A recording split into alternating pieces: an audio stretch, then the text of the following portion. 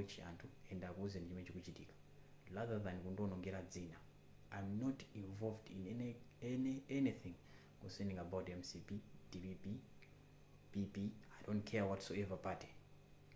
Ine nimapanga zanga peji mulungu akuonese how you are going to recover it. I don't intend. Good morning, mwadzikabanji.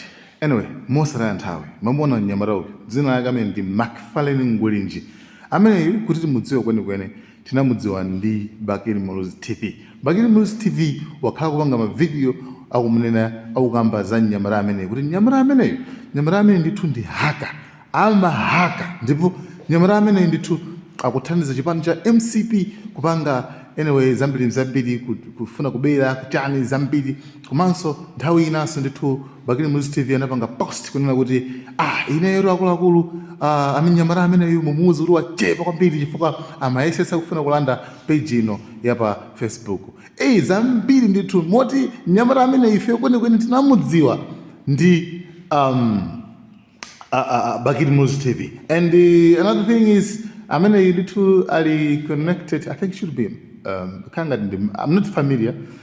I don't have more details about kuti yeyo ndi malemu Major Flora Selemani kumano sane mundithu akugwesa ntchito imodzi nde ena amati ndi mai yake ena amupeza ena otani I don't know kumano ndithu ndi ali connected ndithu because I saw kuti iso pa anapanga anapanga comment ndithu pankhani yokhuzana ndi imfa yawo kuti ayi tizakusowani chani makuti that means ndi umboni waukulu kuti yes ali connected ndi malemu Major Flora Selemani mzimu wawo ndithu usemu mtendere amene ndithu anafera ku pamodzi ndi vice president ku Chikangawa. Ndiye anyway iyoyo mangufati ponya ngati more details. Ndiye mnyamata amene yuyu kwambiri kwake samadziwika kuti amapanga chani koma chimene iyeyo amapanga post muno wakeyo amazipanga expose chimene amapanga nacho portray muno wakeyo ndi chinthu chimodzi ulimi. Nthawi zina ndithu apanga post yakulima kuti walima foja ali ndi munda wa foja ali ndi munda wa mbatatesi ali ndi munda wa zosiyanasiyana koma nkhani okhuza ndi mbewu nkhumba akuweta nkhumba nde izozo ndi zimene iye mnyamata ndithu amadziwika nazo. Ife za zoti amahaka amatani makamaka siri madzidziwa komanso iye muno wakeyo ndoti samazipanga expose samazionesera kwa anthu munjira itiyo munjira imeneyoyo until panafika tsiku linake pali mbusa winake akuti Pastor Awesome. Pastor winake amati Awesome amene ndithu should be pastor amene kuti okay pastor amene nda amene iyi mwina mumuone pastor amene ndithu anapanga post kuna kuti ine ndaona ndithu koma auchini kwanga koma masomphenya anga kuna kuti pali mnyamata ameneyu akuyuzidwa ntchito ndi chipani cha MCP ndi koma iyeyo asapanga zimene zichifaka panga zimene ndikuti sizingakhale zabwino bla bla bla bla bla bla. Then boom muno wakeyo anakatenga screenshot ya post ya Pastor Awesome ndikuyika ndikunena kuti akuluakulu izizi makamaka ndifani bange clarify ineyo sindili connected ndi zinthu zonse makuti anazikana zinthu zicha right double until panapeza kuna kuti pali pastor Austin Liabunya pastor omfupi amene I think everyone is familiar with this pastor. I someone would do a pastor amene yes Liabunya amene amalozandali amalozitana amalosela amatani nde dzulo chabo tindango just for post yake yo imana panga post yo actually wadelira amene wadelira ndi mwanayo anyway for nkhani ibira kumene ngoko nde dzulo chakumasana ndithu anapanga post kuti ndamuona nyamata amene iyo kunenaso yemweyu Liabunya ojen kunenaso yemwe nyamata amene tukwa Macforlane ngwenjiri amene ndamuona pali ndi profesai nyamata ameneyu pali zimene akupanga ndilo alive ndilo ngosola chifukwa pali Mnyamata amene asamali kwambiri. Kenako takhala umadikirira kuti mwina wake a prophet alowe live. A prophet aja alowe live. Prophet Liabunya alowe live atilongosolere kuno kuti kodi chikuchitika ndi chani. Mulungu aonesera zotani masomphenya awo kuti Mnyamata amene Macforlane ngwinjiri akupanga zotani nanga ndi chenjezo chopita kwa iyeyo chotani.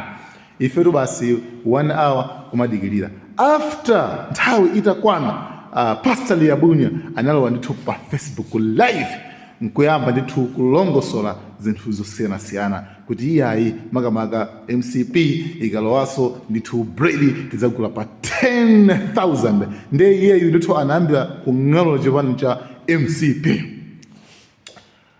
until tinangozindikira live ija yachoka. Live yachokapo.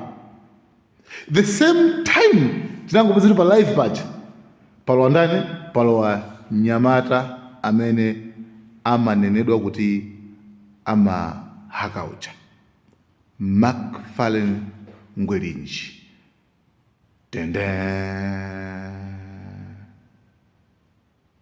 ndi anyway anazowa live osati video likumwa anazowa live ndikunena kuti ndimangolemekezana apasta komano apapasi pano mwandilo wangate ndipo aliyense olimbana ndineyo peji yake ndizichosa. Peji ndatenga Mulungu yakuonetseni nuyo mmene mungapangire recover mmene mungalandireso peji imene iyi yo kena kusanduka kuti a prophet Liabunya awalanda page kwalanda kuti page sirizo kuti kayali kuti kaya maonera nawo. Then zino kuti Alice was shocked like yo what's going on here, like chochitika njani chochitika njani page yatengedwa ala ndiyo page mwana amene nkunena kuti ineyo panopa page imene ndatenga ndipo sinimakundopanga izizi koma apa mandojiza nkati mandojiza mandolo ankati ayi and kenako pamene mafusa mabwera kuti kuti zohaka zija there is a truth in it, like pali kachilungamo mkati mwake kuti Mnyamatayo ndithu kuhaka kwa mahaka ndithu. You understand what I mean? You understand? Just showing you a big picture. No, you understand a big picture. Yeah, sonza kuna kuti mu maclaims amene anthu amanenawo Bakili Muluzi amanenawo, right? Kuti mwanayo ndiopsa kumbali ya computer.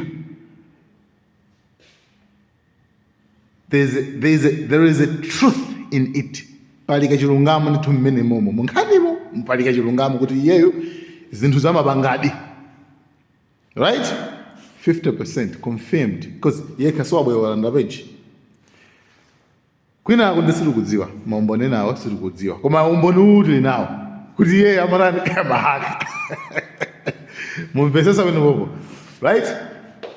Anyway, wazaponya video imene hii wapanga claim kuti ndalanda page makuti nde Mulungu wanu yakuonetseni mmene mungapange recover this page. Then usiku soko around past 11 anazapanga ndithu post ka video yeso kena kuona kuti akuti tikapuma kumwamba kwena ali nyumba mwake kenako ndithu I don't know majambo kachani kenako ndikulemba kuti good night Mnyamata amene. By the way, I don't know komano foso ndilomweyo kuti nanga ya Bakili Muluzi TV ikuvuta pati aliyesa kuti nanga iyeyo akatika kupaka hack page ya Bakili Muluzi TV ndekuti does it mean kuti Bakili Muluzi TV nayo ndidolo Anyway, guys, mafuso ndambiri kumabe tione mmene zikhalire kutsogolo kuno komano imene ndithu ndi update imene mama uno tumene nati uzane ndimafuna ndikupasani usiku kwambiri kumanaona zoti ambiri ino ndithu mumaliza migonono munagona komano I decided kuti tipasana update ya mama uno ndi zimene zikuchitika pano pa moti padali pano a prophet Liabunya Austin Liabunya kulibeso za prophesy kulibe unless abanga create page na kabana abanga negotiate behind the curtains. Guys, thank you so much Malawian cameras. So go not. I respect the verse of God. Hello. Yes, good evening. I don't like to do this, and I respect the verse of God. I have to be seeing a powerful man of God like him posting such things, and this must be a warning because he's not the first person I'm seeing posting such things. I'll be taking down each and every account. I don't have time to be getting involved in politics. I don't have time because of whatsoever you do. Recover this page. God should show you how to recover this page. John, learn to approach and abuse and rather than kundonongera dzina. I'm not involved in anything concerning about MCP, DVP, PP. I don't care whatsoever party. Ine nimabanga zanga peji mulungu akonese how you are going to recover it. I don't intend.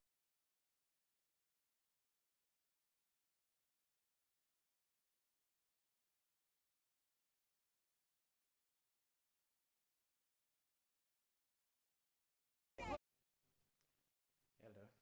Yes. Dziko la Malawi lili mu bad shape. And anthu ena nkumanena kuti kodi MCP ikawinaso zinthu zipa kufika pati. Dziko lino lifika pati. Kodi sitizagula bread pa 10,000 malawi kwacha? Kodi dollar sizafika pa 10,000 malawi kwacha? Rand sizafika pa 5,000 malawi kwacha? Sugar sizagula pa 50,000 malawi kwacha? Anthu ali ndi mafunso ambiri amene akufunika mayankho. And he is going to regret. He is going to regret. That says the Lord. Ndinakusankha kupatula ndikukuyika kuti utsogolere anthu anga. Koma wapanga ma mistake ambiri amene ndakhululuka. Koma ngati ungapitirizebe kupanga ma mistake ndikuchotsa pa mpandopo ndipo sumaliza matemo ako osawiri. Says the Spirit of the living God. Ndipo ndidzakuchotsa mokuyalutsa, ndidzakuchotsa moyiritsa manyazi. Ndipo chifukwa cha kusamvera kwako anthu ambiri azaluza miyoyo yawo, katundu ambiri azawonongeka, chuma chizasokonekerabe chifukwa sunamvere chitsogozo chimene ndakupatsa kudzera mwazitumikanga. Ine Yehova makamu sindilosangalala, sindilokonda, ndilokwiya chifukwa mwana wanga amene nakusankha kupatula ndikubwera nawe mu mgwirizano kapena kuti covenant. Wataya njira yako ndipo watsata kuopa anthu amuchipani, watsata kuopa anthu oneka ngati chipanicho nchakunyumba kwawo. Wasankha kumvera mauphungu, zitsogozo zopanda kutsogozera.